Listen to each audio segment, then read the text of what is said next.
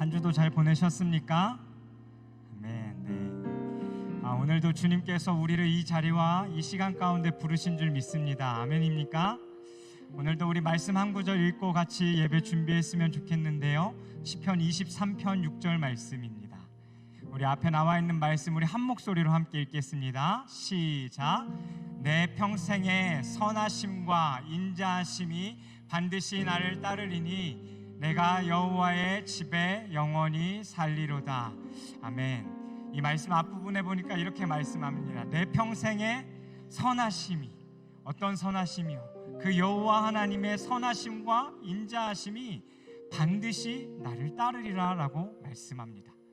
이 반드시라는 이 단어는 확실하게 끝까지 우리를 쫓아온다라는 그 확신의 의미를 가지고 있습니다. 우리들의 삶을 살아가는 그 길 가운데 하나님께서 그 하나님의 선하심과 인자하심으로 우리의 삶을 끊임없이 쫓아오신다라고 고백합니다.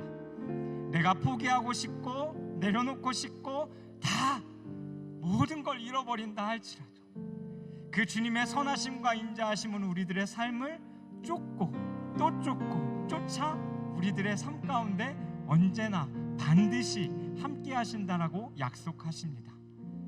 그렇게 우리는 그 주님의 길을 걸어갈 수 있는 줄 믿습니다.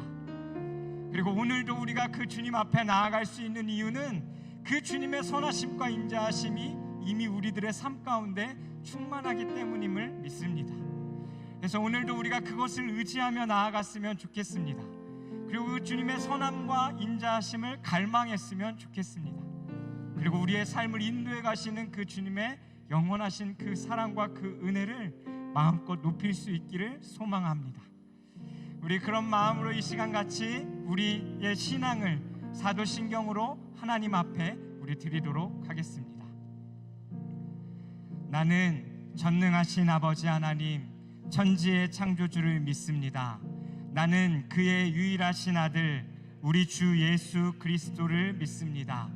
그는 성령으로 잉태되어 동정녀 마리아에게서 나시고 본디오 빌라도에게 고난을 받아 십자가에 못 박혀 죽으시고 장사된 지 사흘 만에 죽은 자 가운데서 다시 살아나셨으며 하늘에 오르시어 전능하신 아버지 하나님 우편에 앉아 계시다가 거기로부터 살아있는 자와 죽은 자를 심판하러 오십니다. 나는 성령을 믿으며 거룩한 공교회와 성도의 교제와 죄를 용서받는 것과 몸의 부활과 영생을 믿습니다. 아멘.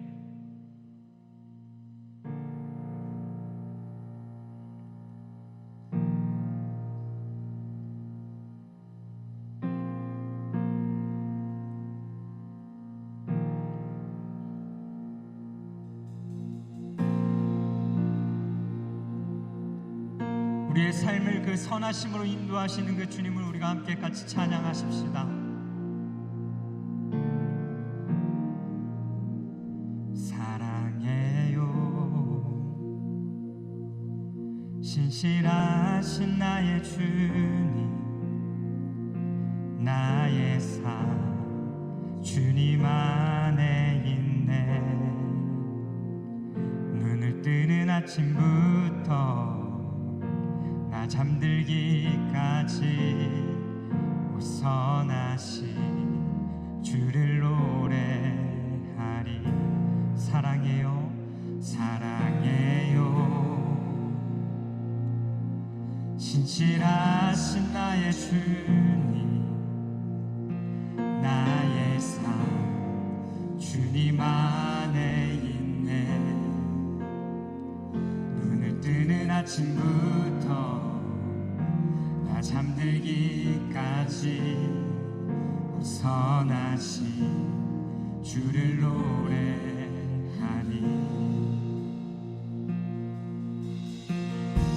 신실하신 나의 주님, 나의 삶을 인도와 전해 나의 모든 옳다니 선하신 주를 노래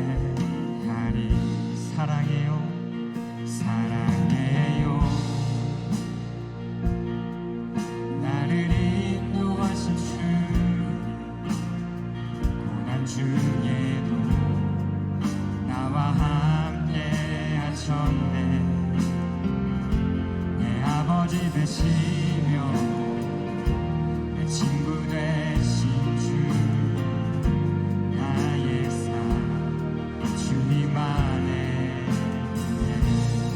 신실하신 나의 주님 신실하신 나의 주 나의 삶을 인도하셨네 나의 모든 호흡 다 벗어나신 주를 노래 한 번 더 2절 고백합니다. 사랑해요 사랑해요 나를 인도하신 주 고난 중에도 나와 함께 하셨네 내 아버지 되시며 우리의 친구가 되신 주 나의 삶 주님 안에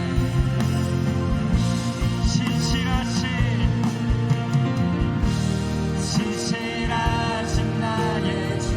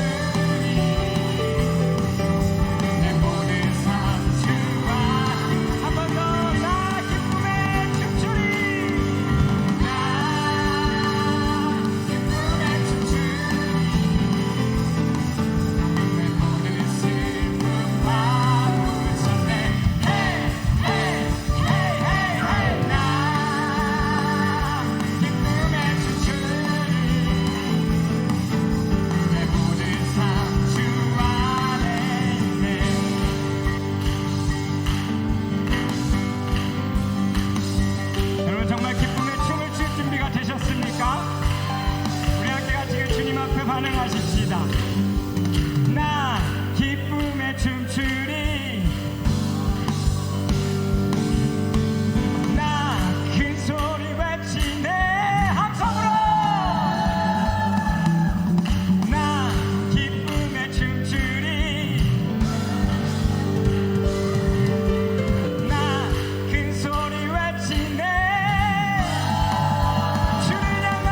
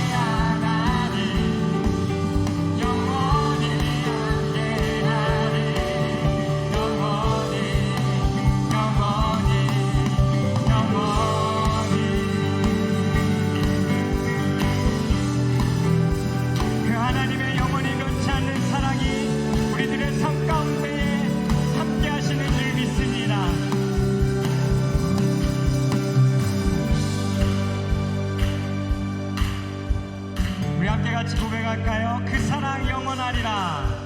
그 사랑 영원하리라. 그 사랑 영원하리라. 그 사랑 영원하리라.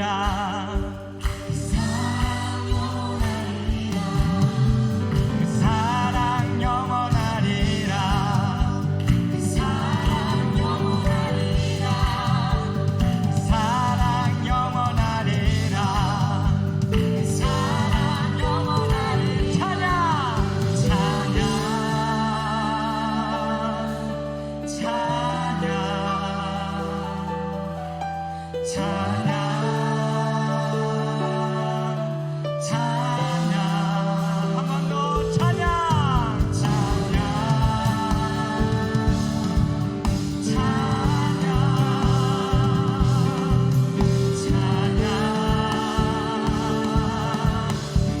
찬양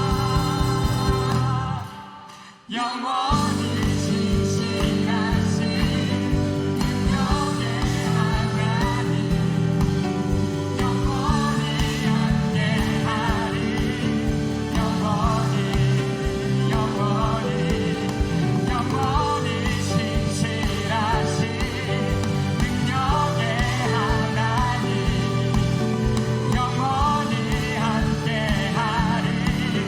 영원 한 번 더 영원히 신실하신 영원히 신실하신 능력의 하나님 영원히 함께하리.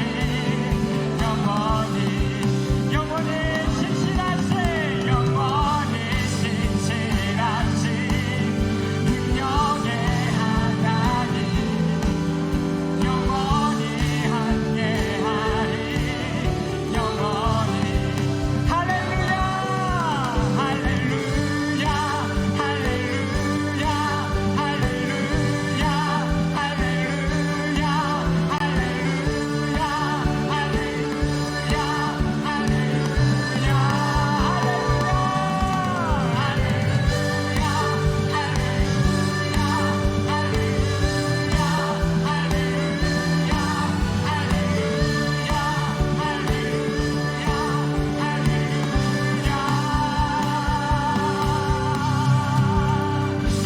우리들의 삶 가운데 그 영원한 신실하심으로 함께 하시는 그 주님, 그 능력의 그 주님을 찬양합니다.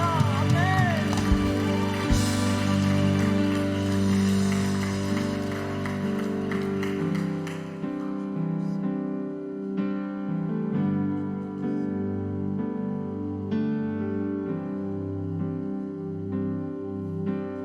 아버지 사랑 내가 노래해.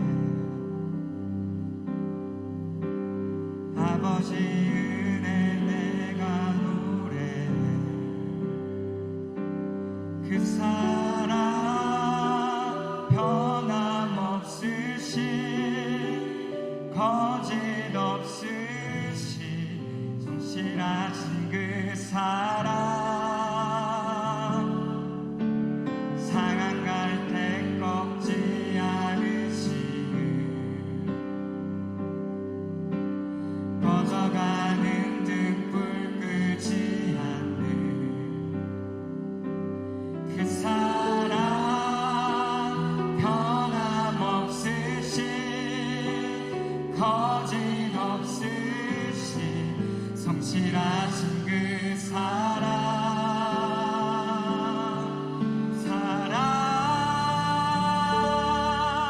그 사랑 날 위해 죽으신 날 위해 다시 사신 예수 그리스도 다시 오실 그 사랑 죽음도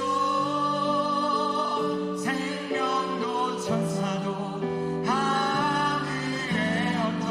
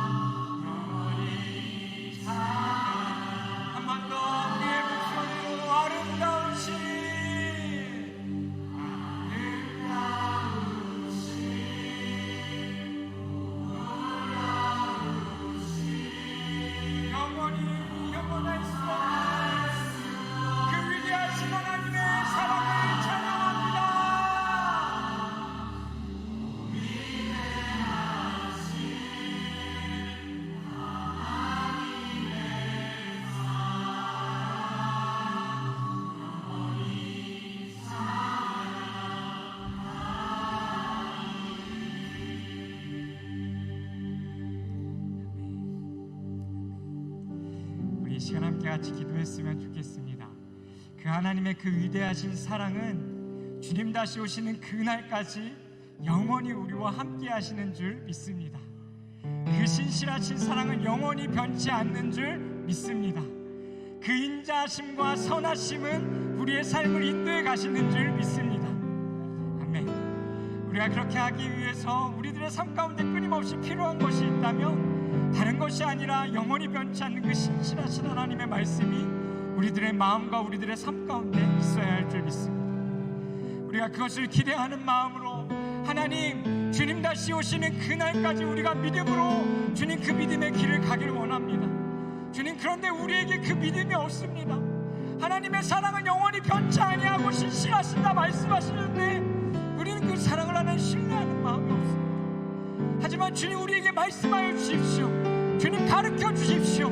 예산의 오늘 이 시간 가운데에 하나님 우리에게 말씀하실 때에 그 하나님의 그 영원한 변치 않는 그 신실하신 사랑이 얼마나 크고 놀라우신지, 그리고 또한 우리와 어떻게 함께하고 계신지 주님, 우리가 알 수 있는 이 시간이 될 수 있게 해달라고 이 시간 우리의 마음을 하나님 앞에 들이시면서 이 시간 우리 주여 한번 부르시고 함께 같이 기도하며 나아가도록 하겠습니다. 주여,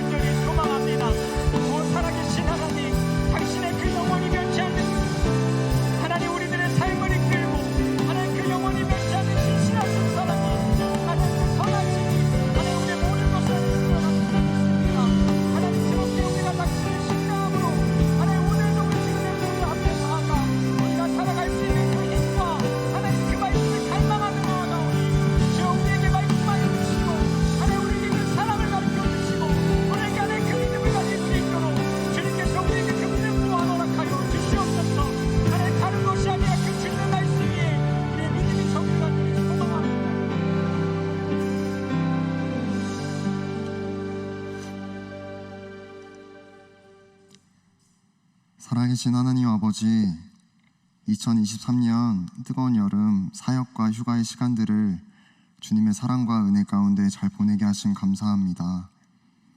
또 삶으로 돌아가 그리스도인으로 각자의 삶을 살아내고 있습니다. 지난 한 주도 세상 속에서 그리스도인으로 살아내고 오늘 이 주일에 나와 주님을 찬양하고 예배하게 하심 감사합니다. 주님, 세상 가운데 살면서 혼란스럽고 어려울 때가 많습니다. 그럴 때마다 주님께 나아가야 한다는 것을 알지만 저희의 마음대로 또 내 힘으로 해결하려는 겸손하지 못함을 용서해 주세요. 세상 속에서 수많은 선택을 할 때에 저희의 시선과 방향이 주님을 향하게 하시고 하나님의 나라를 소망하게 하시며 주님께 받은 많은 은혜와 사랑들을 흘려보내는 그리스도인이 될 수 있도록 도와주세요. 오늘의 예배를 위해서 기도합니다. 이 시간 저희 모두 신령과 진정으로 주님께 예배 드리기 원합니다. 예배 순서자들을 귀한 통로로 사용하여 주시고 오늘 특별히 일일 부흥회로 아드벤투스의 희망이라는 말씀을 듣습니다. 말씀 전하시는 차준희 목사님 가운데 성령 충만을 허락해 주시고 그 말씀을 통하여 청년부 안에 회복과 부흥이 일어나고 은혜가 계속 넘치도록 하여 주시옵소서. 예배를 드리는 저희도 주님이 각자에게 말씀하시는 것을 깨달을 수 있는 눈과 귀를 허락해 주시고 각자에게 또 공동체에게 말씀하시는 메시지를 깨달을 수 있도록 함께하여 주시옵소서. 오늘도 새로운 은혜와 힘을 또 말씀을 주심에 감사드리며 이 모든 말씀 예수님의 이름으로 기도드립니다. 아멘.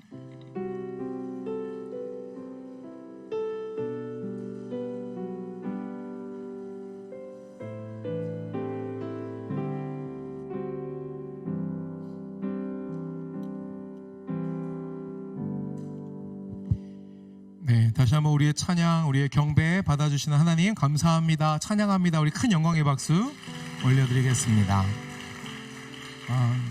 그리고 좌우 앞뒤에 함께 예배하는 귀한 믿음의 형제 자매님들 계십니다. 우리 함께 서로 바라보며 인사하실까요? 주님의 이름으로 사랑합니다, 축복합니다 인사하시죠. 네, 감사합니다. 사랑합니다, 축복합니다. 잘하셨습니다. 우리 앞서 우리 대한 형제님 기도해 주신 것처럼 오늘 우리 작은 예수 청년 예배는 1일 부흥회로 함께 하나님 앞에 예배로 나아갑니다. 특별히 귀한 강사 목사님 오셨어요. 우리 작년 벌써 작년이네요. 작년 겨울 수련회 때 함께 참여해 주셔서 저에게 말씀 주셨던 차준희 목사님 오늘 말씀 전해 주실 텐데 큰 은혜 받게 되실 줄 믿습니다. 아멘, 아멘. 감사합니다. 저희 작은 예수 지금 장학금 신청, 2학기 장학금 신청을 받고 있는데 오늘까지입니다. 청년부 교역자실 문에 있는 혹은 저희 홈페이지에 파일로 업로드 되어 있는 신청서를 작성하셔서 각 청 담당 교역자에게 오늘까지 주셔야 되는데 오늘이라고 하면은 저희가 여러분 그거 받으려고 막 12시까지 기다릴 수는 없잖아요. 그러니까 여러분 오늘 6시까지는 제출을 해주셔야 합니다. 그래서 오늘 6시까지 꼭 담당 교역자에게 신청서와 그리고 첨부하셔야 되는 자료들이 있는 거 아시죠? 재학증명서, 등록금 고지서, 그리고 직전 학기 성적 증명서까지 함께 첨부하셔서 제출해 주시면 저희가 위원회와 함께 이제 심사에 들어가도록 하겠습니다. 잊지 말고 오늘 꼭 오후 6시까지 제출해 주시기를 부탁을 드리겠습니다. 제8기 은혜의 동산 게스트와 섬김이 모집 중에 있습니다. 9월 첫째 주부터 시작됩니다. 이제 시간이 많지 않으니까요. 평소 관심 가지시고 기도하시던 분들 서둘러서 사무실에 신청해 주시고 혹여나 사무실 가는데 문이 잠겨 있습니다 하시는 분들은 각청 담당 교역자에게 문의해 주시면은 좋겠습니다. 서둘러서 신청하셔야 할 것 같습니다. 그리고 지난주에 광고 드렸던 것처럼 하반기 제자훈련 신청을 받습니다. 주보 보시면은 어떤 클래스들이 이제 개설이 되었는지 기재되어 있는데요. 오늘 오후 6시부터 구글 폼이 열립니다. 여러분 평소에 많이 해보셨으니까 주보에 있는 QR 코드 찍으셔서 구글 폼 안으로 가셔가지고 원하시는 제자훈련 반 신청해 주시면 좋겠습니다. 오늘부터 시작해서 9월 3일 주일 오후 6시까지만 폼이 열려 있으니까요. 여러분 아마 이것도 선착순으로 이루어질 겁니다. 너무 인원이 많으면 어쩔 수 없이 부득이하게 인원을 탁 잘라야 되는 경우가 발생할 수 있으니까 여러분 관심 가지시고 서둘러서 신청 오후 6시부터 해주시면 좋겠습니다. 그리고 또 한 가지 저희 청년 예배 처음 오신 새가족 여러분들에게 안내를 드립니다. 예배 함께 들으셨다라면 혹시 그리고 저희 공동체에서 함께 신앙생활하기를 원하신다라면 그냥 돌아가지 마시고 이 예배 마치신 후에 여러분 보실 때 왼쪽부터 하나 둘 이 두 번째 분단 앞쪽으로 오시면 저희 아브라함청에서 안내해 드릴 거니까요 함께 해주시면 감사하겠습니다. 끝으로 가족 소식입니다. 사실 지난주에 좀 환영을 했어야 되는데 지난주에 사인이 안 맞았어요. 그래가지고 놓쳤던 부분이 있는데 저희 베드로청에 제대한 형제 있습니다. 우리 이지호 형제 무사히 군생활 마치고 제대했습니다. 우리 잠깐 일어나 주시겠어요? 우리 수고했다고 박수로 격려해 주시죠. 고생하셨습니다. 앉아주세요. 감사합니다. 또 한 가지 기쁜 소식이 있습니다. 우리 요셉청의 이상환 형제님 돌아오는 토요일에 결혼한답니다. 아까 제가 잠깐 봤는데 아리따운 예비 신부님과 같이 오신 것 같아요. 맞습니까? 함께 자리에 잠깐 일어나 주시겠어요? 축하합니다. 축복합니다. 우리 큰 박수로 격려해 주시죠. 감사합니다. 우리 제대한 지호 형제 또 결혼하는 우리 이상현 형제님 우리 자매님 더불어서 우리 모두 좀 바라보시면서 주님의 이름을 함께 축복하면 좋겠습니다. 우리 물된 동산으로 함께 서로 축복하는 시간 갖도록 하겠습니다. 주님 너를 항상 인도하시리 메마른 땅에서도 너를 만족시키리 너는 물된 동산 가겠고 마르지 않는 샘 같으리 너는 물된 동산 가겠고 마르지 않는 샘 자 우리 서로 바라보시면서 다시 한번 사랑의 박수 격려의 박수 하도록 하겠습니다. 오늘 우리에게 주시는 하나님의 말씀 읽고요. 강사님 소개 한 번 더 하도록 하겠습니다. 오늘 함께 은혜 받으실 하나님 아버지의 말씀은 시편 23편 1절에서 6절의 말씀입니다. 시편 23편 1절에서 6절의 말씀입니다. 구약성경 시편 23편 1절에서 6절의 말씀 우리가 함께 읽기를 소망합니다. 다 찾으셨나요? 감사합니다. 그러면 제가 한 절 여러분이 한 절 교독하시고 우리 마지막 6절은 합독하도록 하겠습니다. 제가 먼저 읽겠습니다. 여호와는 나의 목자시니 내게 부족함이 없으리로다. 그가 나를 푸른 풀밭에 누이시며 쉴만한 물가로 인도하시는도다. 내 영혼을 소생시키시고 자기 이름을 위하여 의의 길로 인도하시는도다. 내가 사망의 음침한 골짜기로 다닐지라도 해를 두려워하지 않을 것은 주께서 나와 함께 하심이라. 주의 지팡이와 막대기가 나를 안위하시나이다. 주께서 내 원수의 목전에서 내게 상을 차려주시고 기름을 내 머리에 부으셨으니 내 잔이 넘치나이다. 내 평생의 선하심과 인자하심이 반드시 나를 따르리니 내가 여호와의 집에 영원히 살리로다. 아멘. 우리가 함께 읽은 시편 23편 내 말씀 본문으로 하여서 아드벤투스의 희망이라는 제목의 말씀을 전해 주실 겁니다. 우리 차준희 목사님 아까 말씀드린 것처럼 작년 동계 수련회 때도 강사로 오셨었고요. 저희가 한 번 더 귀한 자리 부탁드렸을 때 기쁨으로 응해 주셨습니다. 지금 한세대학교 신학과에서 귀한 제자들 가르치고 계시는 귀한 교수님이자 우리 목사님 또 우리의 신앙의 선배님이십니다. 우리 목사님 나오셔서 하나님의 말씀 증거해 주실 텐데요. 잘 오셨다고, 저희 교회 잘 오셨다고, 와주셔서 감사하다고 우리 할렐루야로 박수로 환영하겠습니다. 할렐루야 환영합니다. 네, 감사합니다.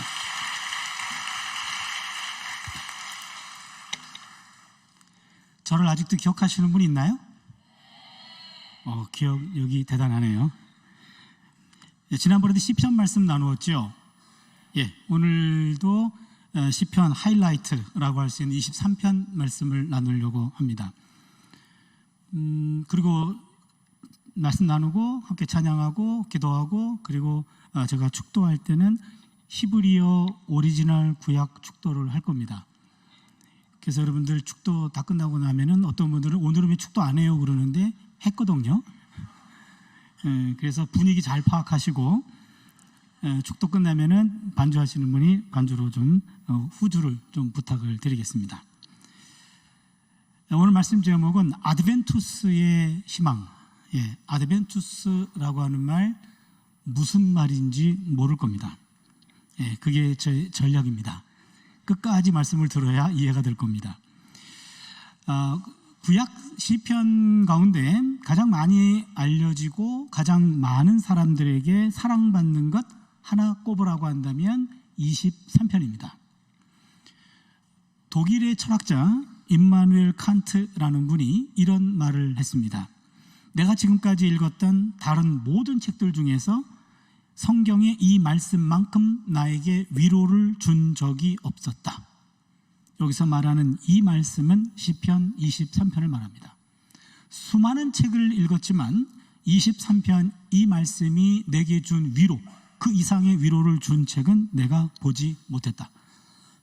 원래 23편은 유명한 말씀인데 임마누엘 칸트라는 유명한 사람이 이 말씀에 대한 평가를 남긴 것도 또 유명합니다. 시편 23편은 다윗의 시지요. 주전 1000년에 활동했던 사람이죠. 주전 1000년에 작사 작곡되었고 기원전 1000년 동안 많은 신앙인들에게 힘이 되어 주었고 기원 후 2000년 지금 토탈 3000년 동안 많은 신앙인들에게 격려와 위로를 준 말씀이고 오늘날에도 그 영향력은 여전하다고 볼 수 있습니다. 제가 지난번에 왔을 때 탄원시라는 얘기를 했을 겁니다. 기억하실런지 모르겠습니다만 구약 성경은 오경과 역사서, 오경과 역사서 그리고 시가서, 예언서 이렇게 네 덩어리로 되어 있다 그랬죠. 오경은 5권이고 역사서 12권입니다. 토탈 17권이죠. 오경과 역사서는 하나님이 역사 속에 남긴 구원 행동이 기록되어 있습니다. 하나님의 구원 행동. 그리고 예언서도 17권인데 예언서에는 예언자를 통해 주신 말씀이 기록되어 있습니다. 그래서 오경 역사서 17권 행동, 예언서 17권 말씀. 그래서 오경과 역사서는 하나님의 행동 계시고 예언서는 말씀 계시예요.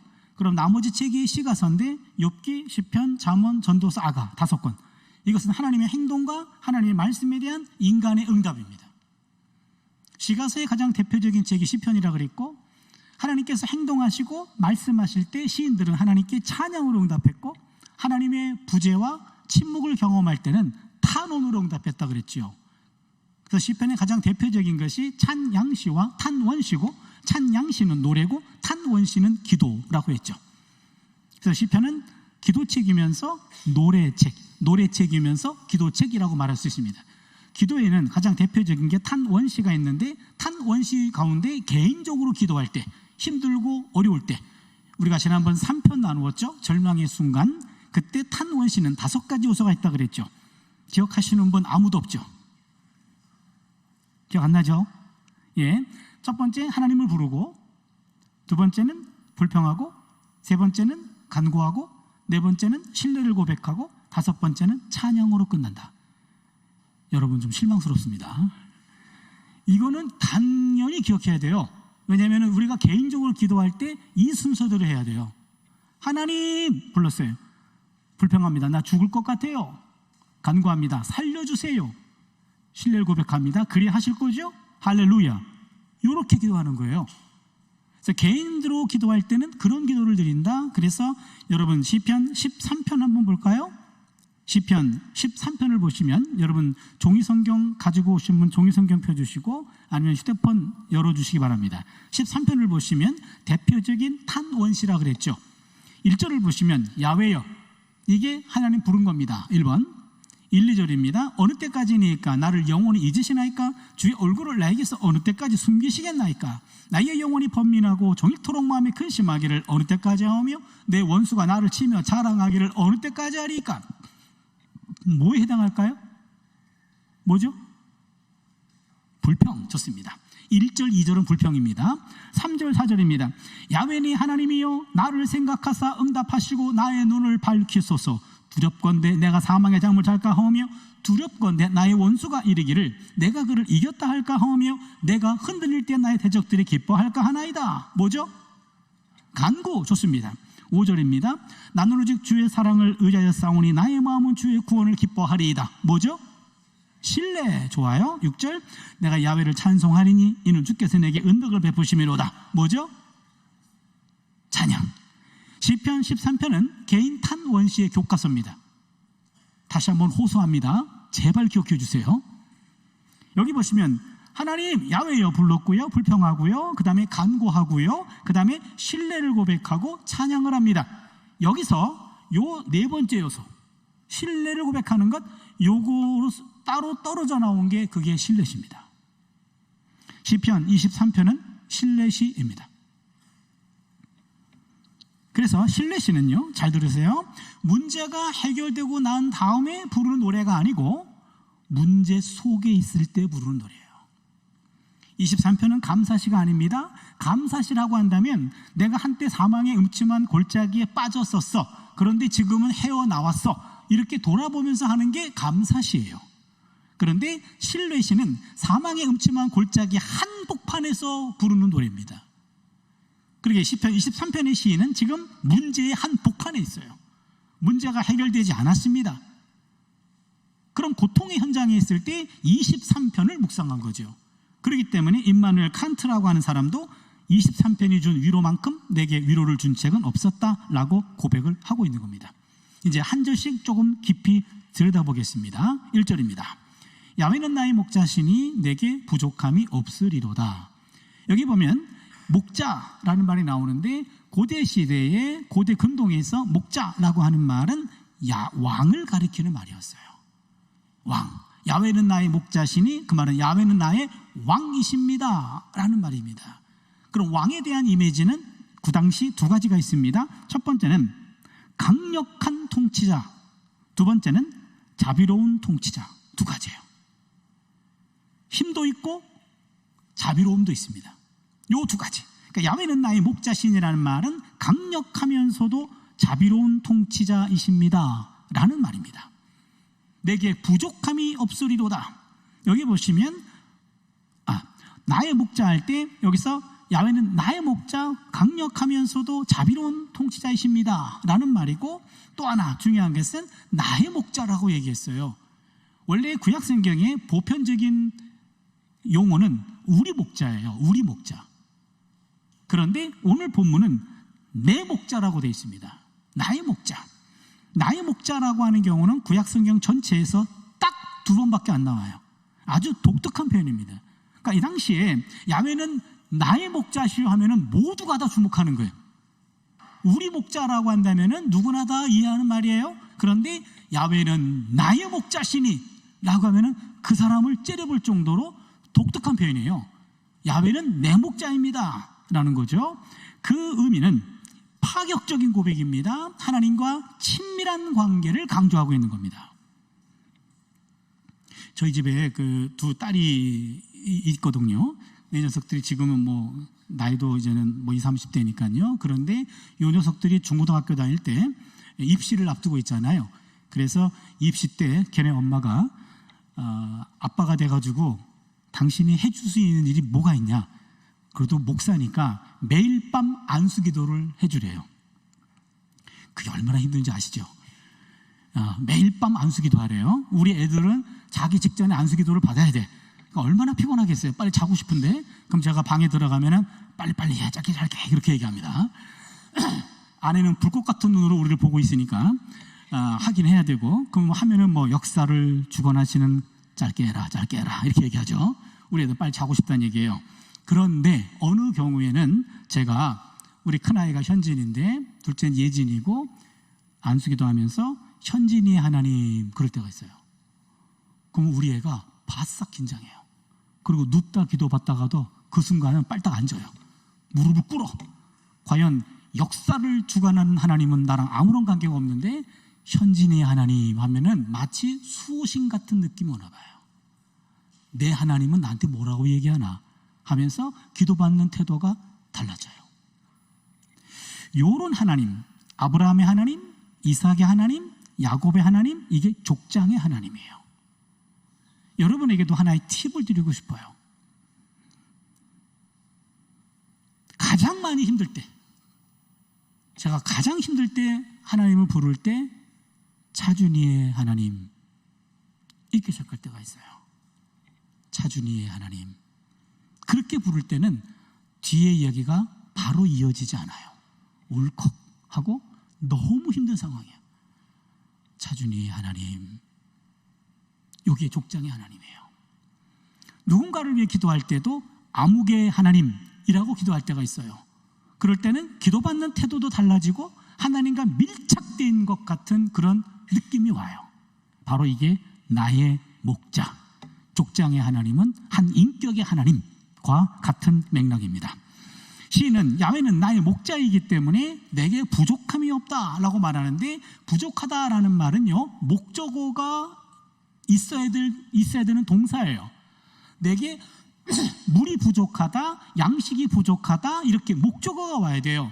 그런데 오늘 시편은 야훼는 나의 목자시니 내게 부족함이 없다, 목적어가 생략됐습니다. 이것도 독특한 표현입니다. 목적어가 생략됐어요. 무슨 의미가 있는지 아십니까? 목적어를 생략함으로 결핍된 모든 것들을 다 포괄하게 됩니다. 야훼는 나의 목자시니 내게 돈이 부족하다, 돈이 부족함이 없다 그러면은 돈 부족한 사람만 그 안에 들어가고 또 다른 결핍들은 제외돼요. 그런데 의도적으로 시인은 야훼는 나의 목자시니 내게 부족함이 없다, 목적어 생략, 그 바람에 모든 사람들의 결핍이 이 안에 쑥 들어가게 되는 거죠. 아주 의도적인 그런 표현입니다. 하나님은 강력한 보호와 하나님의 자비로운 인도하심을 받는 사람에게 아무런 부족함이 없습니다 라는 말이죠. 여기 부족함이 없다 라는 동사의 시제가 미완료형입니다. 미완료형이라는 말은 이것이 완료가 되지 않았다는 거예요. 그건 무슨 말입니까? 지속성을 말합니다. 부족함이 없는 상태가 지속되고 있습니다 라는 고백이에요. 목자이신 하나님 때문에 그동안 정말 부족함이 없었습니다. 지금도 부족함이 없습니다. 앞으로도 부족함이 없을 것입니다 라는 고백이 담겨 있는 겁니다.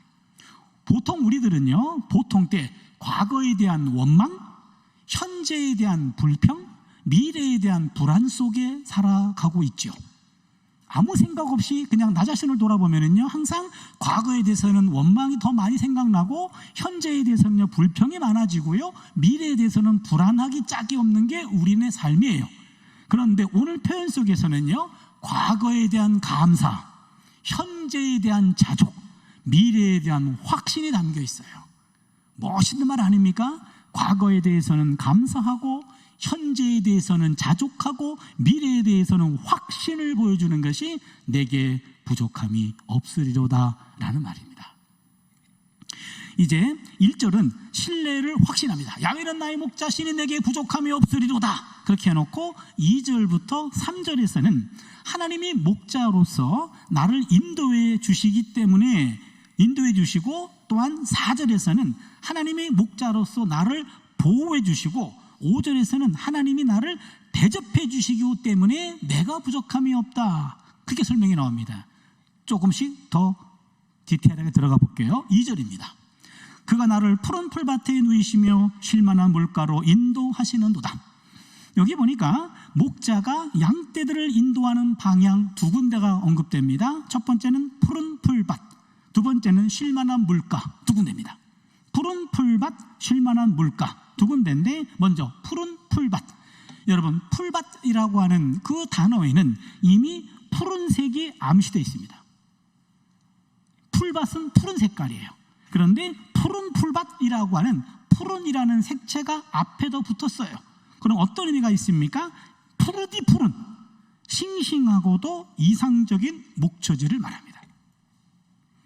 푸른 풀밭이야. 싱싱하고 푸르고도 푸른 풀밭. 그래서 푸른, 아주 이상적이고 싱싱한 목초지로 나를 인도하십니다. 두 번째는 쉴만한 물가로 인도한다 그랬습니다. 쉴만한 물가는 그 당시에는요, 급하게 흐르는 물이 종종 있었어요. 물이 급하게 흘러서 급류가 형성이 돼요. 목마른 양이 그 목마름을 채우기 위해서 뛰어가서 시냇가를 발견했네. 그런데 그 시냇가가 급류가 흐르는 시냇가예요. 거기에 들어갔다가는 물 한 방울도 목구멍으로 넘기기 전에 떠내려가요. 그러기에 오늘 이 본문에서는 쉴만한 물가, 무슨 말입니까? 잔잔하게 흐르는 고요한 물을 말합니다. 잔잔하게 흐르는 고요한 물이에요. 고인 물이 아닙니다. 신선한 물이에요. 물이 이렇게 천천히 쉴만한 물가, 물이 쉬어가면서 천천히 흐르는 것, 물이 계속 고인 물이 아니고 흐르기 때문에 신선하지요. 또한 위험하지 않습니다. 그렇다면 이스라엘 지역의 지리와 기후적 조건 하에서 푸른 목초지와 쉴만한 물가가 함께 있는 곳은 매우 드뭅니다. 이런 장소는 아주 드물어요. 그렇다면 야훼는 나의 목자신 내게 부족함이 없습니다. 그리고 그가 나를 푸른 풀밭에 누이시고 쉴만한 물가로 인도하시는도다. 최고의 아주 가장 이상적인 곳으로 나를 인도하시는 분입니다. 양떼에 대한 목자의 특별한 보살핌을 보여주고 있는 거예요. 3절은요, 내 영혼을 소생시키시고 자기 이름을 위하여 의의 길로 인도하시는도다. 내 영혼이라고 하는 말, 요 영혼을 소생시키시는데 다시 되살아나게 하는데요, 영혼이라는 것은 내 영혼 육체라고 하는 인간의 내면을 구분할 때 영과 혼과 몸 이런 식으로 구분하는 그런 구분이 아니고, 구약 성경의 요 영혼이라는 네페시라고 하는 요 영혼은 생명이 자리 잡고 있는 곳, 생명 그 자체, 다른 말로 표현하면 생명력을 북돋아 주십니다 그 말이에요. 생명력을, 내 생명력, 이 생명력을 북돋아 주는 거예요. 여러분, 생명력이 다운되면은요, 삶에 대한 의지가 없고 소망이 없고 계획도 없고 하고 싶은 일 아무것도 없어. 근데 생명력을 북돋아 주는 겁니다. 생명력을 소생시켜줘요. 그리고 어디로 인도합니까? 의의 길로 인도한다. 의의 길로 인도한다.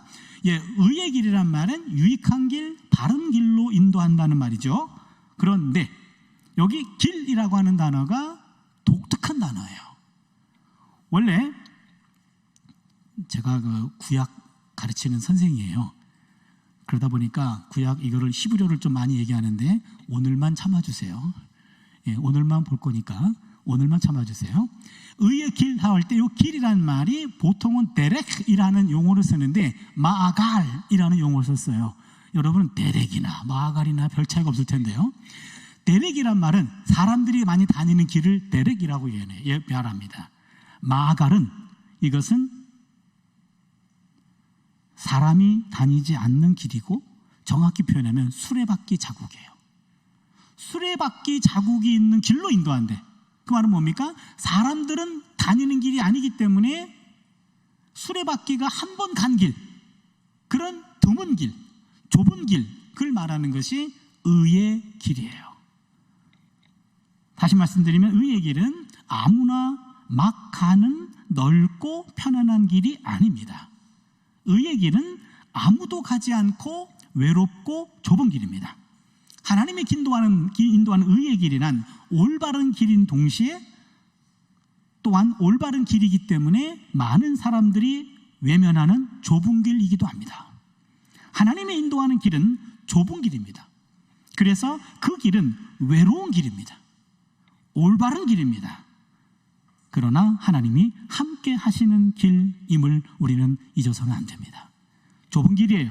아무나 가지 않는 길입니다. 불편하기도 하고 부담스럽기도 하고 외면하기도 하는 길, 그게 옳은 길이에요. 그 옳은 길로 하나님이 인도하십니다. 왜 그렇습니까? 자기 이름을 위하여. 하나님의 이름을 위하여 라는 말은 하나님의 명예를 위해서 하나님이 우리의 영혼을 소생시키시고 의의 길로 인도하십니다 라는 말이에요. 무슨 말입니까? 하나님의 명예를 지키기 위해서 당신의 양떼들을 의의 길로 인도한다는 거예요. 무슨 말입니까? 나에게 속한 양떼가 양떼가 위험에 처해 있을 때 이것을 내가 지켜내지 못하면 목자로서의 명예가 손상이 되는 거예요. 제 연구실에 어느 한 교수가 들어왔어요. 제 남학생 한 30대 때는 남자 조교랑 같이 있는데 우리 조교한테 보자마자 너 나가 그러더라고요. 자기가 들어와가지고 내 방에서 내 조교를 내쫓는 거예요. 교수들끼리 할 얘기가 있다고. 너 나가. 그래서 우리 그 조교가 당혹스러워하면서 잠깐만 나가 있어 내가 그랬어요. 그래서 아주 불쾌하면서 나갔어요. 나가 있고 이제는 이 교수가 나한테 할 얘기를 다 하고 갔어. 근데 나도 상당히 그 상황이 불쾌했어요. 그리고 우리 조교가 들어오더니 저 아저씨 누구예요? 그러는 거예요. 그래서 암흑의 교수야 그랬더니 한 과목도 안 들었냐? 한 과목도 안 들었대요. 그러니까 처음 보는 아저씨래요. 그러니까 처음 보는 사람이 30대 중반쯤 되는 우리 조교한테 한 40대 좀 말 되는 교수가 그냥 너 나가 그런 거예요. 굉장히 저도 기분이 나빴어요. 그 앞에서는 말 못하고 지금 이렇게 뒤에서 궁시렁궁시렁 하고 있어요. 마치 내 명예가 손상된 기분이었어요. 내 자녀가 무시당하면 부모의 명예도 손상받게 돼 있어요. 자신의 양떼들이 위험한 상태에서 방황하도록 내버려둔다면 그 목자의 명예도 땅에 떨어지는 것과 같습니다. 야훼는 나의 목자신이라고 하면은 하나님이 나를 책임지시는 분이에요. 그런데 책임진 그 양이 명예가 실추되거나 만약에 문제가 있거나 억울한 일을 당하거나 그러면은 목자인 그분의 명예도 손상이 되기 때문에 나를 내 영혼을 소생시키시고 그의 이름을 위하여 의의 길로 인도하십니다 라는 말이에요. 4절입니다. 오늘 시편 23편 4절이 핵심입니다. 여러분 23편 다 암송하시죠? 못하세요? 좋은 말 할 때 암송하세요. 성경 전체에서 한 장을 암송한다 그러면 가장 많이 암송하는 게 23편이에요. 23편 다 하기 어렵다? 그러면 제가 봐줄게요. 4절만 암송하세요. 4절의 핵심이에요. 내가 사망의 음침한 골짜기로 다닐지라도 해를 두려워하지 않을 것은 주께서 나와 함께 하심이라. 주의 지팡이와 막대기가 나를 안위하시나이다. 요게 핵심입니다. 요것도 너무 많아요 외우기에? 그러면은 주께서 나와 함께 하심이라 요것만 암송해 주세요. 그 정도는 암송할 수 있죠. 주께서 나와 함께 하심이라. 그리고 하나 더 암송할 수 있어요. 그러면은 내가 사망의 음침한 골짜기로 다닐지라도 주께서 나와 함께 하심이라. 그 정도는 외워주세요. 이게 시편 23편의 핵심 되는 구절입니다. 여기 보시면 내가 사망의 음침한 골짜기로 다닐지라도, 여기 사망의 음침한 골짜기. 이 표현이 너무나 멋있어요. 여러분, 사망, 음침한 골짜기, 세 글자 같이 보이잖아요. 그런데 히브리어는 한 글자예요. 짤마베트, 짤마베트라는 한 단어인데, 이 한 단어를 사망의 음침한 골짜기로 누군가가 번역을 했어. 저는 이거 볼 때마다요, 이거를 이렇게 우리말로 번역한 그분을 내가 찾아내서 상 주고 싶어요. 번역 멋있지 않나요? 짤마베트라는 말은 한마디로 얘기하면 죽음의 장소예요. 죽음의 장소인데, 그 죽음의 장소를 이 문맥에 맞게끔 사망의 음침한 골짜기, 그렇게 번역했어요. 아주 멋있는 번역입니다. 사망의 음침한 골짜기는 한마디로 말하면 죽음의 장소예요. 출애굽할 때 그런 사망의 음침한 골짜기를 통과했어요. 예레미야 2장 6절을 보시면요, 그들이 우리를 애굽 땅에서 인도하여 내시고 광야 곧 사막과 구덩이 땅, 건조하고 사망의 그늘진 땅, 여기 사망의 그늘진, 이게 짤마베트. 사람이 그곳으로 다니지 아니하고 그곳에 사람이 거주하지 아니하는 땅을 우리가 통과하게 하시던 야훼께서 어디 계시느냐 하고 말하지 아니하여도다. 사람이 거하지 않아요. 그렇기 때문에 여러분 생각해 보세요. 한 마리 양이 여러 양떼들이 가다가 그곳을 이탈했어. 이탈하고 가다 보니까 나 혼자 떨어져 있어. 떨어져 있는 장소가 사망의 음침한 골짜기예요. 사망의 음침한 골짜기는요, 못된 들짐승들이 양을 먹으려고 기다리는 곳이에요. 늑대도 있고요, 하야나도 있어요. 그런 들짐승들이 우글우글거리는 곳이고, 양 도둑들이 숨어 있는 곳입니다. 아주 위험한 상황이에요. 근데 내가 사망의 음침한 골짜기로 다닐지라도 해를 두려워하지 않을 것은, 해코지 당할 것, 해를 받을 것을 두려워하지 않을 것은 주께서 나와 함께 하심이라, 이거예요. 요거를 꼭 기억해 주세요. 어떤 상황에서도 우리와 함께 하십니다. 주께서 나와 함께 하십니다, 이런 고백이에요. 그러면서 주의 지팡이와 막대기가 나를 안위하시나이다. 여기서 여러분, 지팡이와 막대기를 주목해 봅니다. 목자나 목동은요, 양을 목양할 때 그때 막대기하고 지팡이 두 개를 가지고 다닙니다. 용도가 달라요. 잘 들으세요. 막대기는 무기입니다. 무기. 그래서 짤막한 곤봉이거나 아니면 단단한 나무거나 아니면 나무 끝에 못이 박혀 있어. 그래서 이 막대기는 야수들이 양떼들에게 달려들 때 야수들의 머리를 쳐가지고 야수들을 쫓아내는 거예요. 못된 들짐승들을 쫓아내는 거예요. 양 도둑이 와가지고 양을 훔쳐갈 때 그 도둑을 물리쳐주는 게 그게 막대기입니다. 이 막대기는 무기입니다. 사무엘상 17장 43절을 보시면, 블레셋 사람이 다윗에게 이르되 네가 나를 개로 여기고 막대기를 가지고 내게 나왔느냐 하고 그의 신들의 이름으로 다윗을 저주하고, 네가 나를 개로 알고 그런 막대기 가지고 나왔니? 이런 막대기, 목동이나 목자가 쓰고 있는 막대기, 요거는 무기입니다. 그리고 지팡이가 있어요. 지팡이는요, 여러분 지팡이 아시겠죠? 이렇게 끝이 이렇게 굽어 있어요. 굽어서 손으로 이렇게 들기도 하고, 요 지팡이는 양떼들에게 쓰는 겁니다. 양떼들이 아주 못된, 아주 좀 이렇게 삐딱한 양떼들은 계속 대열을 이탈해요. 그럼 이탈할 때마다 그걸로 목을 낚아채는 거야. 그 지팡이로 목을 팍 해가지고 일로 오래니까 라고 끌고 오기도 하고요. 그 다음에 양들이 늘 착한 게 아니에요. 성질이 못된 것들도 많아요. 서로 막 털이 엉켜가지고 막 엉겨졌어. 그러면 성질이 아주 막 서로 물고 뜯고 막 싸워요. 그럴 때 지팡이로 가운데를 뚝 쳐가지고 끊어버리고 툭툭 쳐가지고 싸우지 말라니까 라고 싸우면 말려요. 만약에 그때 막대기로 쳤다간 양 두 마리 돌아가십니다. 막대기는 무기예요. 지팡이로 하는 겁니다. 지팡이로 둘을 분리시켜줘요. 그리고 웅덩이에 빠져가지고 나오지 못하면은 그 지팡이로 웅덩이에 넣어가지고 올려주기도 하고, 그 다음에는 대열 이탈하면은 툭툭 쳐가지고 알려주기도 하고, 그게 지팡이입니다. 그래서 막대기는 무기, 지팡이는 인도용이에요. 요 두 가지죠. 그래서 막대기와 주의 막대기와 지팡이가 나를 안위하시나이다. 그 양떼들이 목동이 가지고 있는 막대기와 그리고 지팡이를 보면 마음의 안정을 찾는 거예요.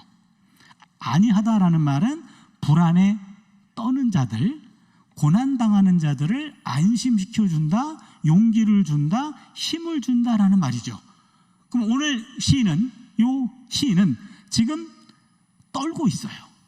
불안에 떨고 있습니다. 고난에 처해져 있습니다. 그럴 때 내가 사망의 음침한 골짜기를 다닐지라도 해를 두려워하지 않을 것은 주께서 나와 함께 하심이라. 주의 지팡이와 막대기가 나를 안위하시나이다 하면서 거기서 마음의 위로를 받는 거예요. 2절과 4절 내용을 간단히 좀 정리해 볼게요. 양떼들이 가는 길은 바위와 깊은 구덩이만이 아니라 사나운 짐승들도 있고요, 강도들도 숨어 있습니다. 그러나 목자는 이러한 길에서 양떼와 동행합니다. 막대기와 지팡이로 양떼들의 적들을 쫓아냅니다. 양떼들을 안전한 곳으로 인도합니다. 양떼들은 목자의 막대기와 목자의 지팡이를 보면서 용기와 신뢰를 갖게 됩니다. 시인은 지금 비록 죽음의 위협이라 할지라도 보호용 막대기와 또한 인도용 지팡이로 무장한 하나님이 동행해 주시기 때문에 더 이상 두려워하지 않고 오히려 위안을 받고 있습니다. 여기까지가 4절입니다. 5절을 볼게요. 주께서 내 원수의 목전에서 내게 상을 차려주시고 기름을 내 머리에 부으셨으니 내 잔이 넘치나이다. 여기 보시면요, 여러분 눈치를 채야 돼요.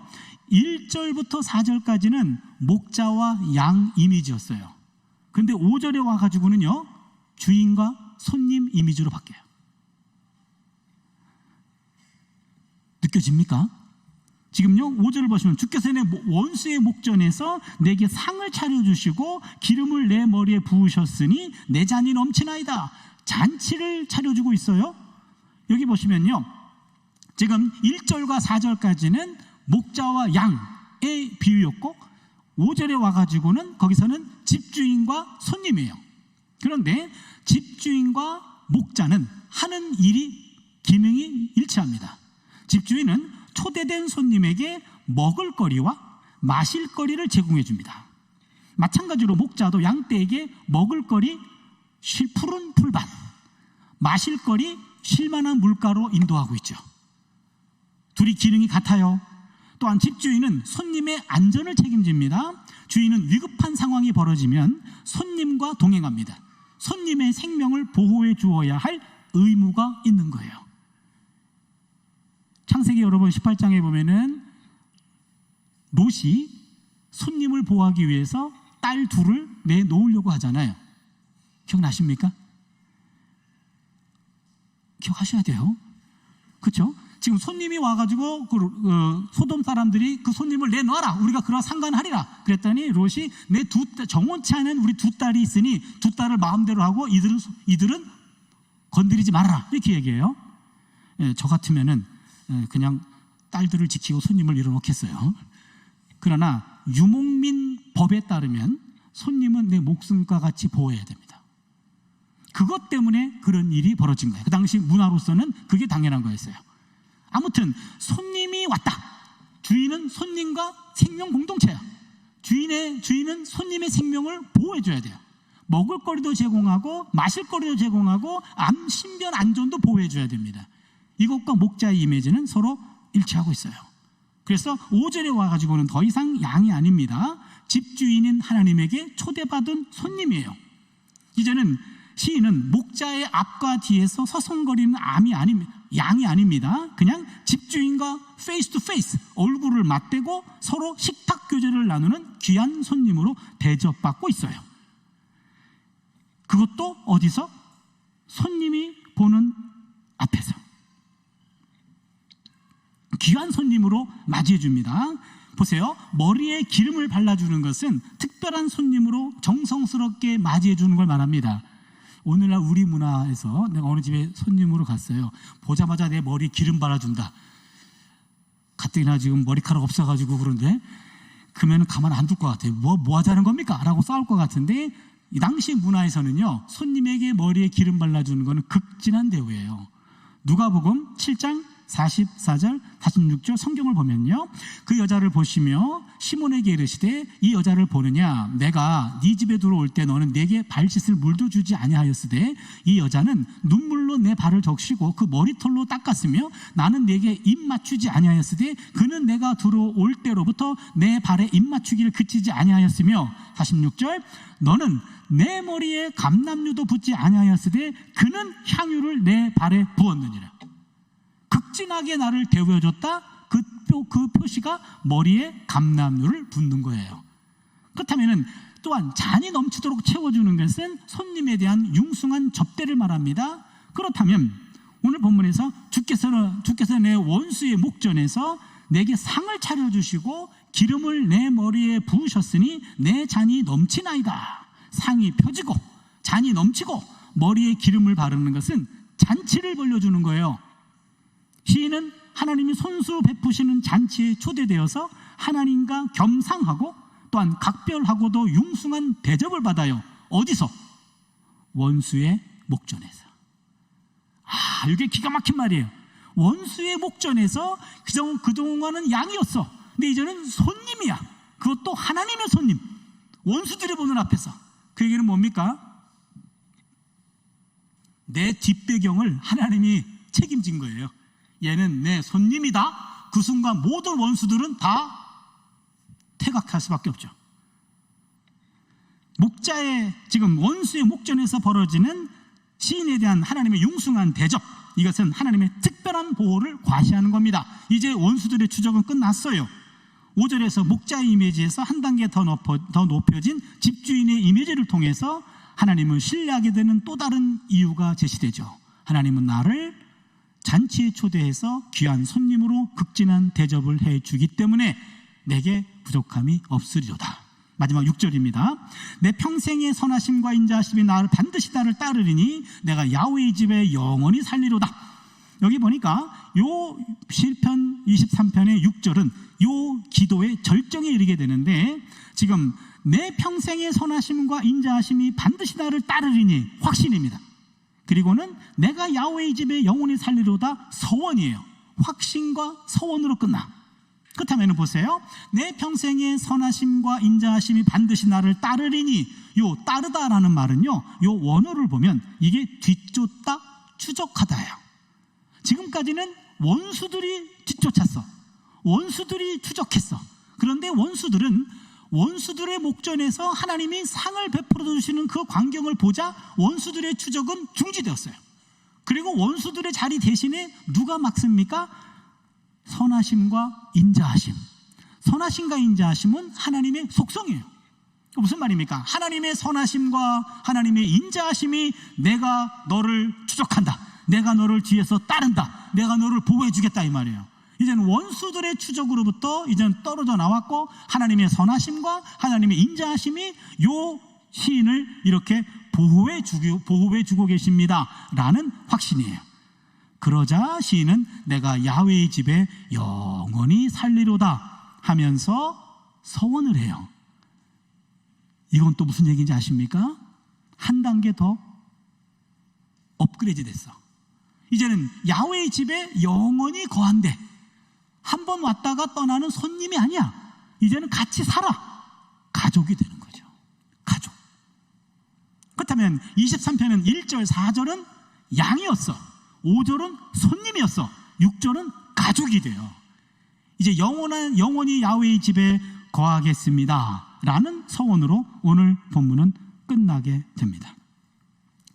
다시 한번 23편 전체를 간략히 한번 요약해 볼게요. 시인은 야훼가 나의 목자이시니 내게 부족함이 없습니다 라는 신뢰의 확신으로 이 시를 시작했어요. 신뢰의 이유로 하나님이 목자로서 시인을 인도하시고 보호해 주기 때문입니다. 2절로 4절까지고, 또한 자비로운 주인으로 시인을 귀한 손님으로 대접해 주기 때문입니다. 5절이고요. 동시에 나를 보호해 주기 때문입니다. 그 얘기고, 시인은 하나님이 원수들의 추적을 종식시켜 주시고 하나님의 선하심과 인자하심으로 자신을 보호해 주신다는 확신에 이르게 되면서 영원히 하나님의 가족이 되기를 서원하면서 끝납니다. 지금 47분 걸렸어요. 23편을 풀이해 주는데요. 앞으로 한 15분 정도만 여러분이 좀 참아주세요.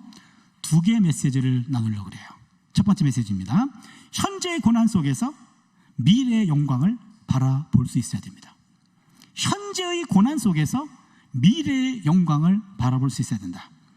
23편은요, 이 시는 감사시가 아니고 신뢰시라 그랬습니다. 신뢰시는 사망의 음침한 골짜기 한복판에 있을 때 부른 노래라 그랬죠.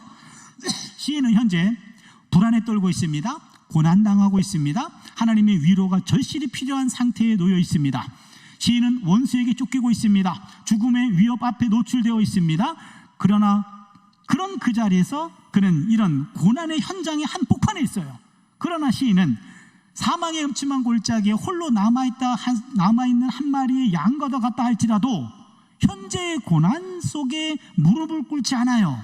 현재의 고난 속에서 미래의 구원을 바라보면서 확신에 찬 노래를 부릅니다. 사망의 음침한 골짜기를 다닐지라도 해를 두려워하지 않을 것은 주께서 나와 함께 하심입니다. 그래서 야훼는 나의 목자시니 내게 부족함이 없습니다. 라는 고백을 하고 있는 거예요.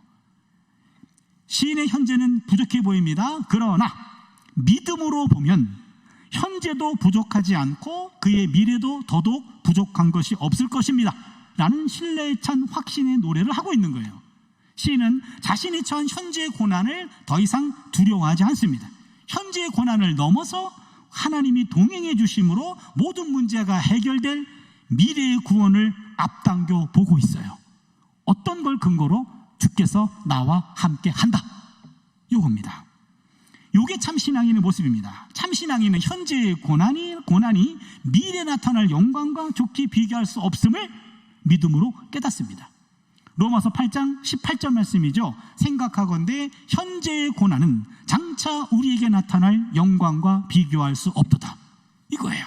현재의 고난은 장차 우리에게 나타날 영광과 어떻게 비교할 수 없다. 이거는요, 고난 속에서 미래의 영광을 앞당겨 보는 거예요. 이게 신앙인의 모습입니다. 현재의 고난 속에서 미래의 영광을 앞당겨 봅니다. 이것은 믿음이 가능하게 합니다. 히브리서 11장 1절을 보시면 믿음은 바라는 것들의 실상이요 보이지 않는 것들의 증거라고 얘기했어요. 아직 보이지 않아요. 보이지 않지만 보게 하는 게 믿음이에요. 현재의 고난 속에서 고난 이후에 있는 미래의 영광, 구원의 미래를 앞당겨 보는 것, 이게 믿음이에요. 고난 속에서도 희망을 가진 사람은 행복의 주인공이 되고, 고난에 굴복하고 희망을 품지 못하는 사람은 비극의 주인공이 됩니다. 제가 8살 때 교통사고를 당했어요. 초등학교 3월 달에 초등학교를 가자마자 입학하고 이제는 제 어머니랑 함께 학교에서 오다가 그 당시는 8차선이었어요. 그 8차선, 지금의 아현성결교회하고 종근당, 충정역 거기입니다. 거기가 그 전에 68년도에는요 거기에 전차가 다녔어. 그 다음에 바로 옆에 버스가 이렇게 있었는데 어머니 손을 내가 놓친 모양이에요. 놓치고 차도로 뛰어들은 인도로 이게 건널목으로 뛰어들었는데 전차하고 버스하고 중간에 제가 꼈어요. 그래서 오른발을 내밀었는데 버스가 지나갔어요. 그 바람에 오른쪽 다리가 절단됐어요. 죽을 뻔했던 거죠. 그리고는 정신을 차리고 신촌 세브란스 병원에 실려가가지고 거기서 나머지 다리를 절단 수술하고 그다음 한 1년 정도 병원에서 이제는 재활하는 그런 과정을 겪었어요. 저희 어머니랑 단둘이 이제 병원에서 생활을 했는데 가끔 제 어머니가 그런 말씀을 하셔요. 우리 둘이 죽자. 그런 얘기를 입버릇처럼 하셨어요.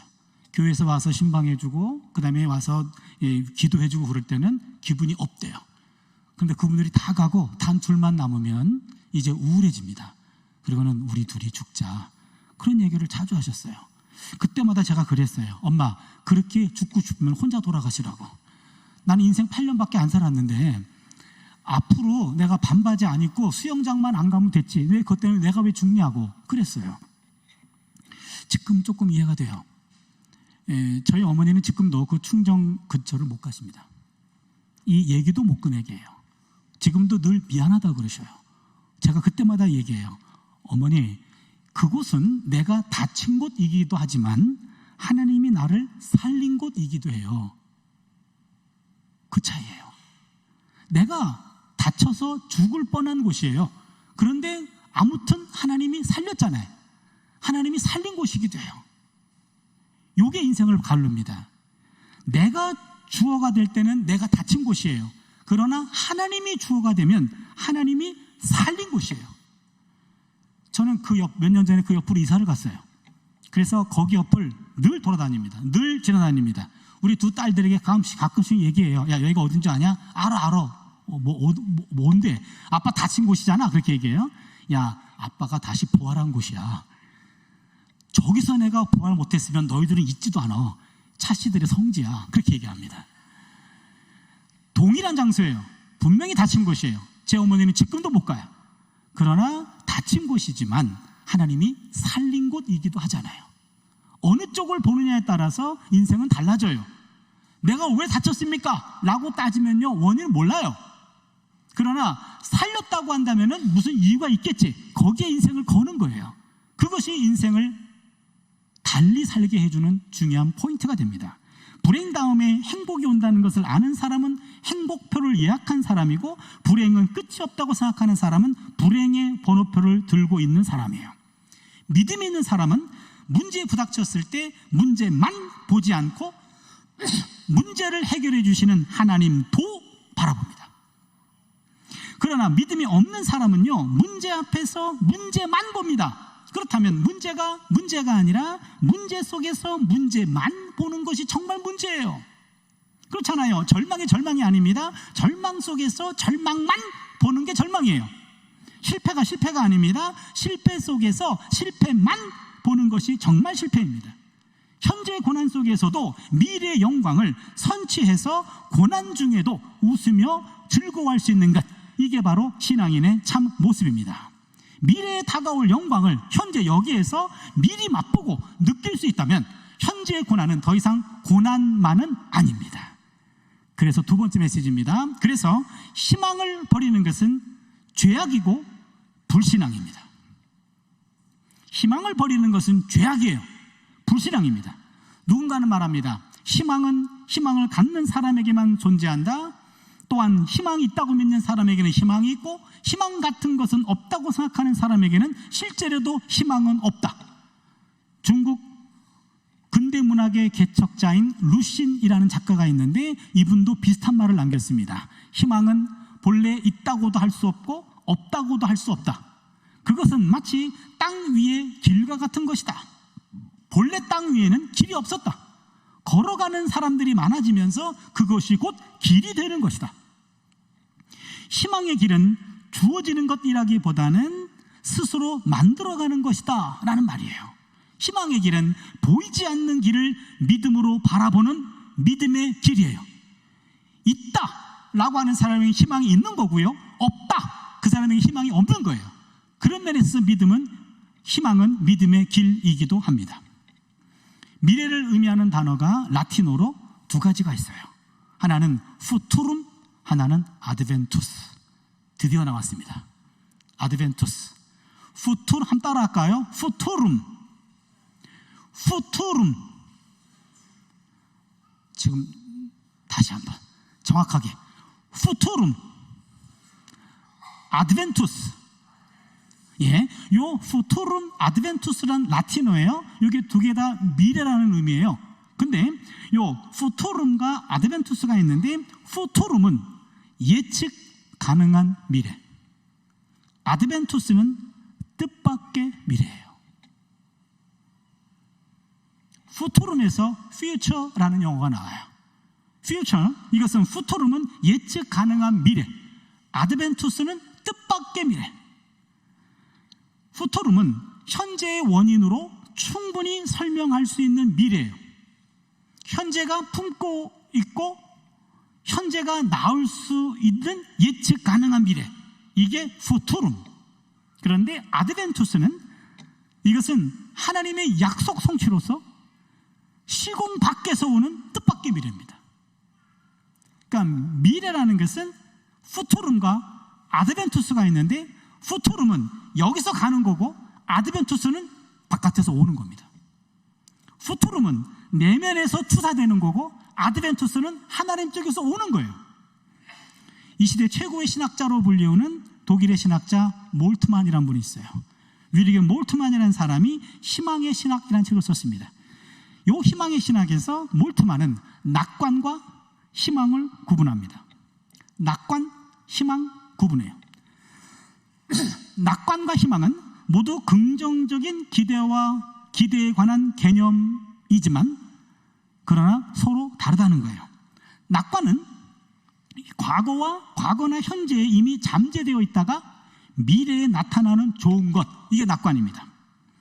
낙관과 연결되어 있는 미래를 몰트만은 후투름이라고 불렀어요. 후투름. 우리는 과거와 현재를 살펴서 미래에 나타날 가능성을 추정하고 긍정적인 전망을 갖게 될 때 이거를 낙관적이라고 그래요. 낙관은 예측 가능한 미래를 바라보는 것, 이게 낙관입니다. 반면에 희망은 외부에서 옵니다. 하나님으로부터 우리에게 주어지는 좋은 것과 연관되어 있어요. 몰트만은 이것을 아드벤투스라고 불렀습니다. 새로운 것을 선물로 받는다는 의미예요. 하나님으로부터 선물로 좋은 것을 받는다는 것, 이게 희망이라는 겁니다. 희망은 뜻밖의 미래를 응시하는 거예요. 그 무슨 얘기입니까? 희망은 내가 갖고 있는 능력과 내 백그라운드에서 오는 것이 아니라 전혀 뜻밖의 하나님 쪽에서 내게 온다는 거예요. 이게 아드벤투스로서의 희망을 말하는 겁니다. 철학자 키에르케고르는 절망을 가리켜서 죽음에 이르는 병이라고 말했습니다. 자살의 원인을 설명할 때 가장 큰 원인 중에 하나가 희망을 잃어버렸기 때문에 그렇게 한다고 말합니다. 그렇기 때문에 우리 삶에서 희망을 갖고 사는 것은 굉장히 중요해요. 희망을 잃어버리면 삶의 의미도 잃어버리기 때문입니다. 어떤 한 사람이 있습니다. 이 사람은 1964년 무자비한 국가의 공권력으로부터 사회로부터 격리되었고 종신형 선고받게 되었고 세상과 멀리 떨어진 루벤섬 감옥에 처박혔습니다. 세상과의 소통은 6개월에 한 번만 면회가 가능했고 또한 편지 한 통이 전부였습니다. 감옥은 어두웠고 물이 줄줄 흐르는 벽과 벽 사이는 한 3걸음 정도밖에 되지 않는 아주 비좁았고 누우면은 머리와 다리가 닿을 만큼 좁은 공간이 그의 감옥이었습니다. 변기는 찌그러진 양동이 하나가 전부였어요. 모질고 사악한 악기 들린 간수들은 걸핏하면 그를 끌어내다가 고문했고 술 취한 날에는 심한 매질과 견딜 수 없는 모욕을 주었습니다. 그가 감옥에 갇히자 가족들은 전부 정부의 폭거로 집을 빼앗겼고 흑인 게토로 쫓겨났습니다. 그가 감옥살이를 한 지 4년째 어머니가 돌아가셨어요. 5년째 큰아들이 교통사고로 숨졌습니다. 장례식에도 참여하지 못했습니다. 무심한 세월이 흘러서 감옥생활 14년째 되는 때 어느 날 14년 만에 보는 큰딸이 결혼해서 딸을 안고 면회를 왔어요. 아빠, 이 아이 이름은 지어두셨지요? 하자 그 감옥에 있는 그분이 말없이 꼬질꼬질하고 지저분한 옷 포켓에서 작은 종이 하나를 꺼내서 딸에게 주었어요. 딸은 그 쪽지에 적혀있는 글자를 보고 복받쳐 울었어요. 종이 쪽지에 적혀있는 아기 이름은 아즈위, 희망이란 뜻이었어요. 희망. 손녀의 이름을 아즈위, 희망이라고 붙여준 거예요. 그 후에도 13년의 시간이 지났습니다. 더 돌을 깨고 매를 맞고 모욕당하면서 루벤섬에서 감옥살이를 했어요. 27년 만에 44살에 투옥됐다가 71에 그가 겨우 석방이 됐어요. 그리고는 남아공 백인 정부의 흑백 분리 정책인 아파르헤이트를 완전히 철폐하고 남아공 최초의 흑인 대통령이 되었습니다. 그는 넬슨 만델라입니다. 대통령에 당선되어서 자신을 박해하고 고통과 치욕을 주었던 정적들을 다 용서했습니다. 사랑하는 인간의 고고한 삶의 방식을 보여주었죠. 그가 세상을 떠났을 때 세계 언론은 그를 가리켜 인간의 품격을 한 계단 올려놓은 사람이라고 존경을 표했습니다. 넬슨 만델라는 장장 27년 동안 무기석이기 때문에 풀려난다는 보장이 없었어요. 장장 27년 동안 그 오랜 감옥 생활을 어떻게 견뎌냈는가 하는 물음에 그는 이렇게 말합니다. 나는 위대한 변화가 일어나리라는 아드위를 한순간도 잊은 적이 없습니다. 나는 위대한 변화가 일어나리라는 희망을 한순간도 잊은 적이 없습니다. 그거였어요. 지금의 고통이 언젠가는 사라지리라는 희망, 누군가 어두움 속에서 내게 손을 뻗쳐주리라는 희망, 내일도 내게 빛과 생명이 주어지리라는 희망, 이런 희망이 있어야 사람은 고단한 삶을 감당해낼 수 있습니다. 그런 희망을 가지지 않는 것, 이건 죄입니다. 빛을 보고도 눈을 감아버리는 것은 자신을 어두운 감옥 속에 가두어버리는 자살행위입니다. 희망은 하나님으로부터 주어지는 뜻밖의 미래입니다. 보이지 않는 희망을 보는 것, 요게 신앙입니다. 그래서 희망을 버리는 것은 죄악이고 불신앙이라고 말할 수 있습니다. 현재의 고난 속에서 미래의 영광을 바라볼 수 있기를 바랍니다. 오늘도 주께서 나와 함께 하십니다.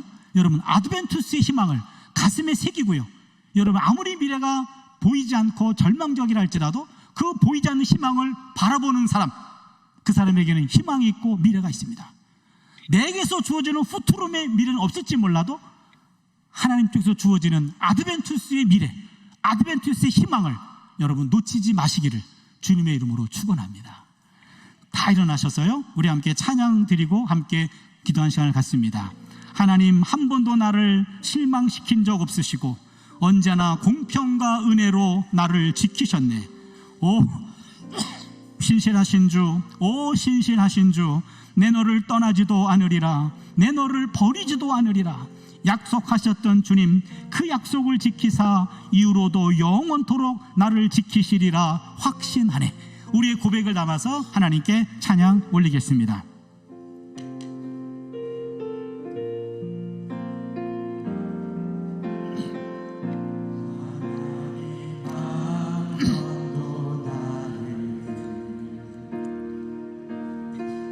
실망시킨 적 없으시고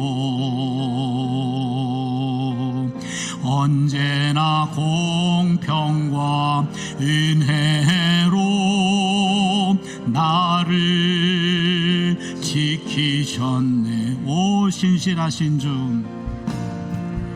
오 신실하신 주, 오 신실하신 주, 내 너를 떠나지도 않으리라, 내 너를 버리지도 않으리라. 약속하셨던 주님, 그 약속을 지키사 이후로도 영원토록 나를 지키시리라 확신하. 지나온 모든 세월들 돌아보아도, 지나온 모든 세월들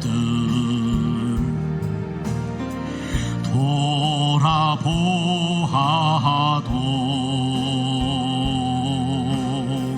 그 어느 것 하나 주의 손길 안 미친 것. 다 같이 손을 들고 찬양할까요?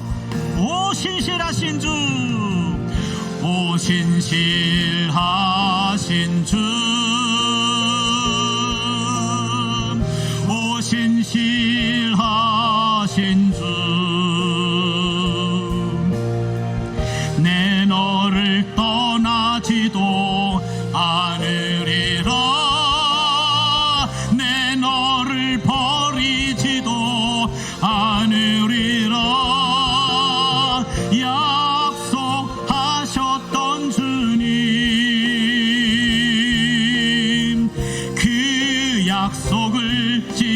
지키사 이후로도 영원토록 너를 지키시리라. 오 신실하신 주, 오 신실하신 주, 오 신실하신 주, 오 신실하신 주, 내 너를 떠나지도 않으리라. 내 너를 버리지도 않으리라. 약속하셨던 주님, 그 약속을 지키사 이후로도 영원토록 나를 지키시리라 확신하네. 오늘 말씀을 생각하면서 우리 함께 결단의 기도를 드리기를 원합니다.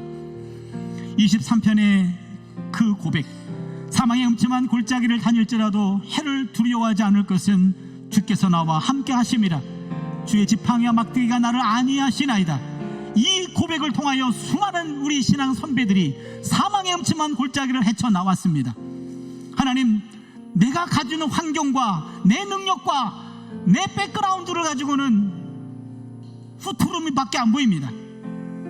내 모든 걸 넘어서 하나님 쪽으로 시선의 중심을 바꾼다면 하나님 쪽에서 주어지는 아드벤투스의 미래가 있습니다. 아드벤투스의 희망이 있습니다. 그 희망을 놓치지 않게 하여 주시옵소서. 믿음으로 희망을 바라보게 하여 주시고 희망의 주인공이 되게 하여 주셔서 희망의 불씨를 키우는 이 자리 되게 하여 주시고 그 힘 가지고 나아갈 수 있도록 우리의 남은 생에 함께하여 주시옵소서. 우리 주여 삼창 드리고요, 한 3분 동안만 기도합니다. 주여, 주여, 주여. 오 하나님 아버지 감사합니다. 하나님 아버지, 특별히 오늘 시편 23편의 고백을 통하여 아드벤투스의 희망을 바라볼 수 있도록 우리의 눈을 뜨게 하여 주시니 감사를 드립니다. 하나님 아버지, 신앙의 선배들이 23편의 다윗도 그랬습니다. 야훼는 나의 목자시니 내게 부족함이 없으리로다. 그가 나를 푸른 풀밭과 푸른 풀밭에 누이시며 실만한 물가로 인도하시는도다. 내 영혼을 소생시키시며 의의 이름을 위하여 의의 길로 인도하시는도다. 이와 같은 고백이 우리의 고백이 될 수 있기를 바랍니다. 사망의 음침한 골짜기를 다닐지라도 해를 두려워하지 않을 것은 주께서 나와 함께 하심이라. 주의 지팡이와 막대기가 나를 안위하시나이다. 이와 같은 고백을 우리가 입으로 고백합니다. 하나님께 나아갑니다. 하나님 역사해 주시고 붙잡아 주시옵기를 간절히 바라옵고 원합니다. 하나님 아버지 감사합니다. 신앙의 선배들이 이 고백을 통하여 앞으로 나아갔습니다. 하나님 아버지, 현재의 고난 속에서 미래 영광을 바라볼 수 있도록 하나님 도와주시옵소서. 믿음은 보이지 않는 것들의 실상입니다. 보이지 않는 것들을 봅니다. 믿음으로 고백합니다. 우리 청년들에게 이와 같은 믿음이 필요합니다. 하나님 아버지, 아드벤투스의 희망이 필요합니다. 눈에 보이지 않는 현실이지만 믿음으로 바라보기를 원합니다. 아드벤투스의 희망을 바라봅니다. 아드벤투스의 미래를 바라봅니다. 하나님, 이 아드벤투스의 사건을 눈으로 기대하며 믿음으로 고백하며 앞으로 나아갈 수 있도록 역사하여 주시옵기를 간절히 바라옵고 원합니다. 하나님 아버지, 역사하여 주시옵소서. 하나님 아버지, 도와주시옵소서. 우리 한 걸음 한 걸음이 하나님을 향하여 나아갈 수 있도록 역사하여 주시옵소서. 사망의 음침한 골짜기를 할지라도 해를 두려워하지 않을 것은 주께서 나와 함께 하심입니다. 야훼는 나의 목자입니다. 내게 부족함이 없습니다. 믿음의 눈을 뜨게 하여 주셔서 어떠한 상황에도 환경에 몰리지 않고 환경에 휘둘리지 않고 환경 넘어 계시는 하나님을 믿음의 눈으로 바라봅니다. 희망을 버리는 것은 죄악입니다. 희망을 버리는 것은 불신앙입니다. 많은 선진들이 더 역경과 고난 속에서도 아드위를 외쳤습니다. 아드위를 외쳤습니다. 희망입니다. 희망을 바라봅니다. 희망의 신학자들의 가르침을 바라봅니다. 희망을 바라보 나아갑니다. 우리 한 사람 한 사람을 온전히 붙잡아 주셔서 우리 청년들 한 사람 한 사람의 미래에 이 믿음의 눈을 허락하여 주셔서 영안을 뜨게 하여 주셔서 미래를 바라보 나아갈 수 있도록 역사하여 주셨기를 간절히 바라고 원합니다. 하나님 아버지 감사합니다. 우리 한 사람 한 사람이 하나님께 바로 세워질 수 있도록 하나님 온전히 역사하여 주시옵소서. 우리 청년들 하나님 젊었을 때 우리의 가슴을 또 뜨겁게 하여 주시고 하나님을 향하여 나아갈 수 있도록 우리 청년들을 붙잡아 주시옵기를 간절히 바라옵고 원합니다. 하나님 아버지, 한 사람 한 사람이 하나님 구원의 확신을 갖게 하여 주시고 하나님의 자녀로 살아가게 해 주시되 매일매일 주어지는 하나님의 은혜를 우리 몸으로 경험하고 고백하며 나아갈 수 있도록 역사하여 주시옵소서. 하나님 아버지, 도와주시기를 원합니다. 함께하여 주시기를 원합니다. 역사하여 주시옵소서. 하나님 도와주시옵소서. 우리 한 사람 한 사람의 인생 속에 일일이 개입하여 주시고 하나님의 은혜 가운데 우리를 온전히 붙잡아 주시옵소서.